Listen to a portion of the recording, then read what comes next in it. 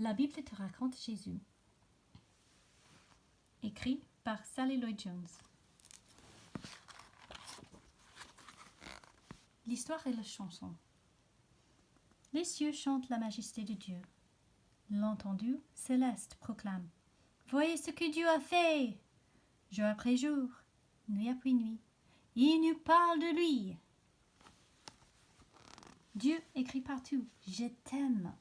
Il écrit ce message dans le ciel, sur la terre et dans la mer.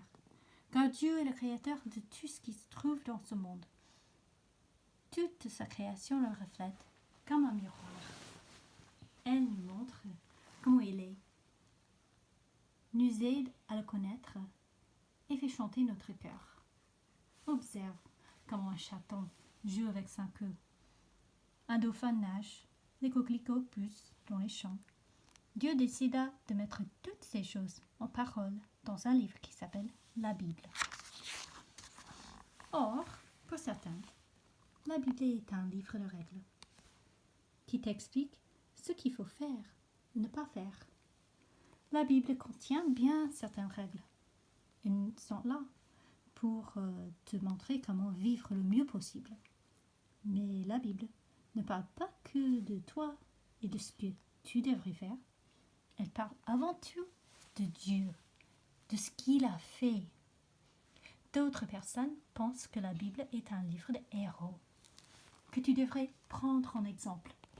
Bien sûr, il y a des héros dans la Bible, mais tu vas vite te rendre compte, la plupart des personnages de la Bible ne sont pas du tout des héros. Ils commettent de graves erreurs. Parfois, ils font exprès. Ils prennent peur, ils s'enfuient. Parfois, ils sont même carrément méchants. Non, la Bible n'est pas qu'un livre de règles ou de héros. La Bible est avant tout une histoire. C'est l'histoire des aventures d'un jeune héros venu d'un pays lointain à la recherche de son trésor perdu. C'est l'histoire d'amour d'un prince vaillant qui abandonne son palais, son trône, tout, pour porter secours à celui qu'il aime. C'est comme le plus merveilleux des contes de fées devenu réalité. Et vois-tu, le côté extraordinaire de cette histoire, c'est qu'elle est vraie. Il y a beaucoup d'histoires dans la Bible, mais toutes te racontent une seule et même grande histoire. Elle raconte à quel point Dieu aime chacun et combien il souhaite le secourir. Il faut bien un livre comme la Bible pour raconter cette histoire. Et au centre de l'histoire, il y a un bébé. Chaque histoire de la Bible murmure son nom. Il est un peu comme la pièce manquante d'un puzzle.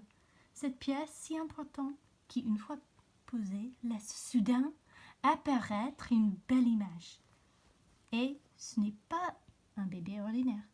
C'est l'enfant de qui tu vas dépendre.